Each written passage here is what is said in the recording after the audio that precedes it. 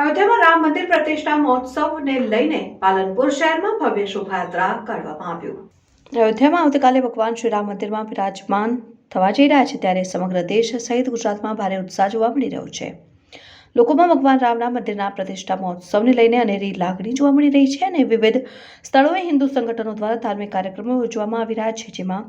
પાલનપુર ખાતે વિશ્વ હિન્દુ પરિષદ દ્વારા જેડી મોદી કોલેજ ખાતેથી ભવ્ય શોભાયાત્રા કાઢવામાં આવી હતી અને આ શોભાયાત્રામાં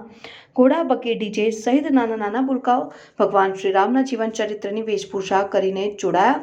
અને હિન્દુ સંગઠનના લોકો સહિત શહેરીજનો ભારે ઉત્સાહપૂર્વક શોભાયાત્રામાં જોડાયા અને સમગ્ર શહેર ભગવાનના રંગે રંગાયું હોય તેવું જોવા મળી રહ્યું હતું। પાલનપુર શહેરના વિવિધ માર્ગો ઉપર શોભાયાત્રા પસાર થતા શોભાયાત્રાનું સ્વાગત કરાવને સમગ્ર વાતાવરણમાં જય શ્રી રામના નારા ગુંજી ઉઠ્યા હતા। જેડી મોદી કોલેજ ખાતેથી નીકળેલી આ શોભાયાત્રા શહેરના વિવિધ માર્ગો ઉપરથી પસાર થઈને